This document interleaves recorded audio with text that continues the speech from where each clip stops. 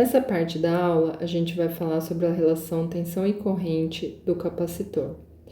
E a gente vai analisar isso com cuidado, porque muitas vezes existe uma dificuldade de entendimento em como que as coisas se desenvolvem ao longo do tempo, certo? Então, num primeiro momento, quando a tensão é aplicada sobre o capacitor, quando o capacitor sofre o efeito do campo elétrico, esse capacitor vai se comportar como um curto-circuito. Por quê?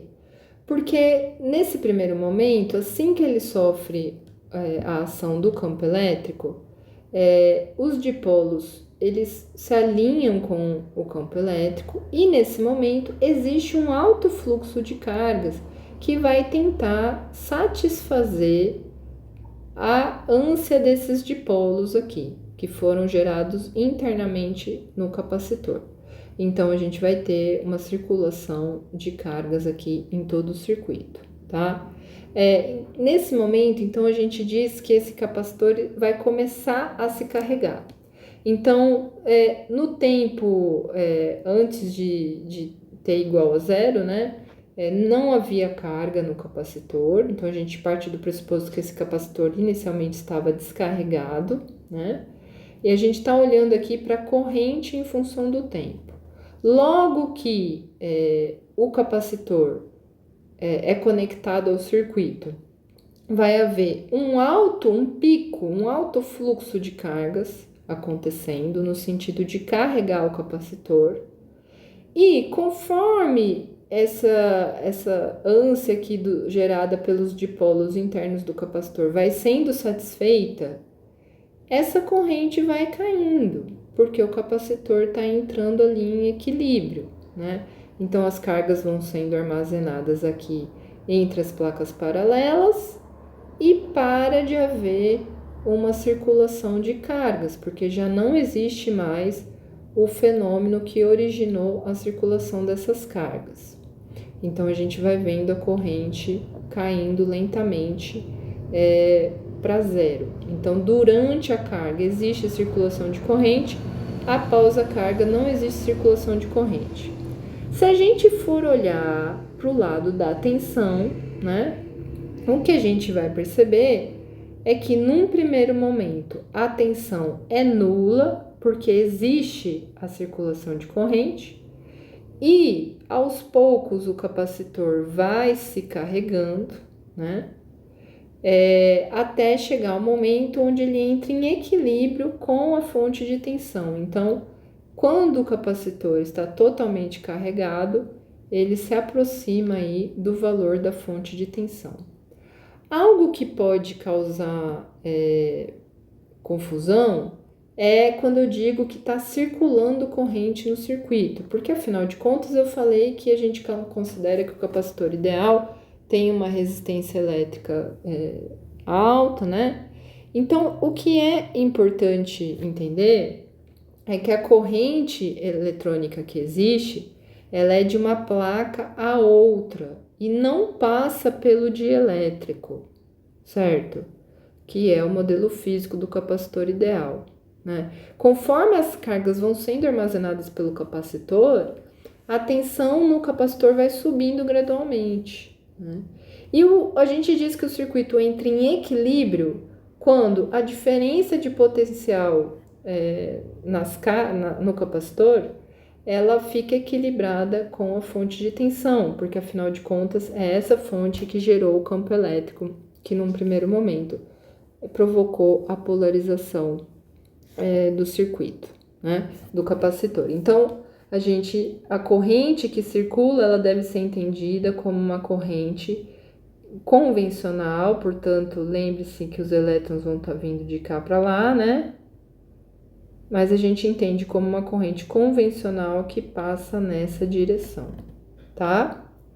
E que, num primeiro momento, esse capacitor, ele é enxergado como um curto-circuito, entre aspas, no sentido de que a corrente máxima passa pelo circuito.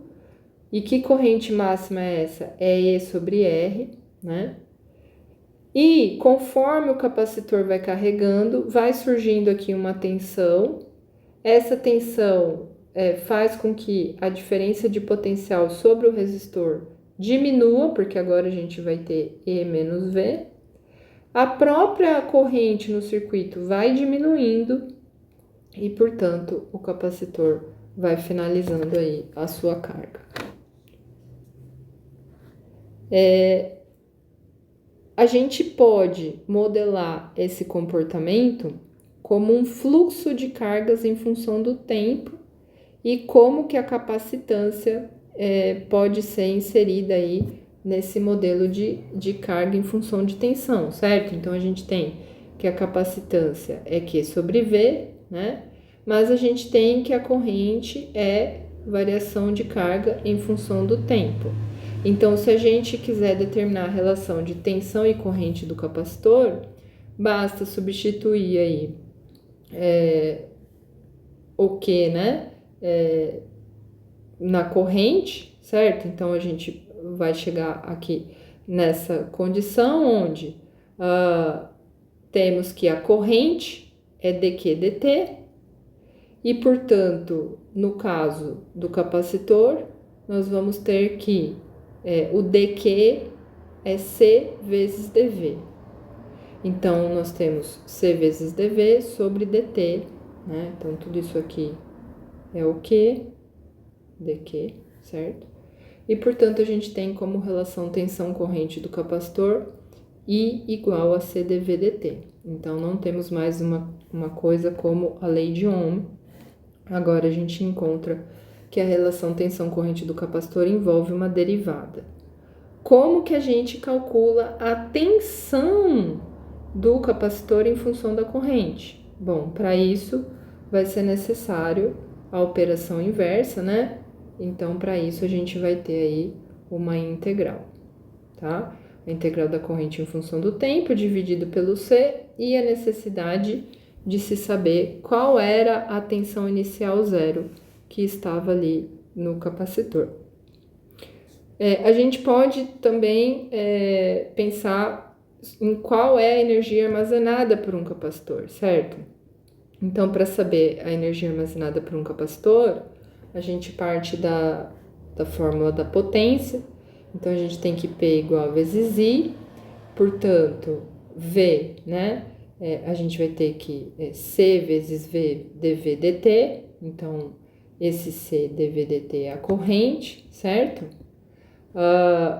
Se a gente vai ter que integrar essa potência em função do tempo para encontrar a energia, né? Então, a energia vai ser a integral da potência num intervalo de tempo, né? Então, a potência ao longo do tempo. Nós integramos aqui esse lado da equação e, no caso, a gente consegue abrir né, desenvolver esse lado da equação e a gente fica com algo mais simplificado, dado por simplesmente algo que depende da tensão no tempo t e da tensão no tempo inicial t igual a zero, certo?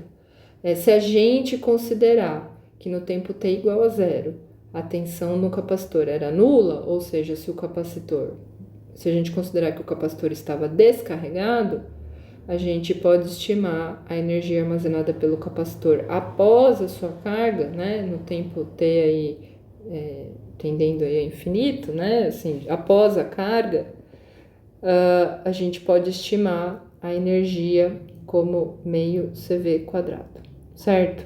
Então, essa vai ser a energia armazenada pelo capacitor.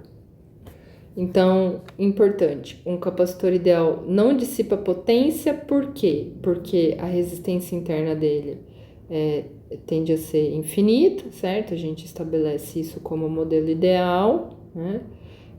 Quando a potência é transferida para um capacitor ideal, toda a energia é armazenada no campo elétrico do capacitor, ou seja, o capacitor não gera calor, né? Não é como no resistor, que a energia elétrica é transformada em calor. O que o capacitor faz é a transferência de energia na intensidade do campo elétrico que ele armazena por meio das suas cargas, certo? Então, ele armazena cargas e gera um campo elétrico, certo? E quando o capacitor descarrega, toda a energia que ele armazenou é devolvida ao circuito.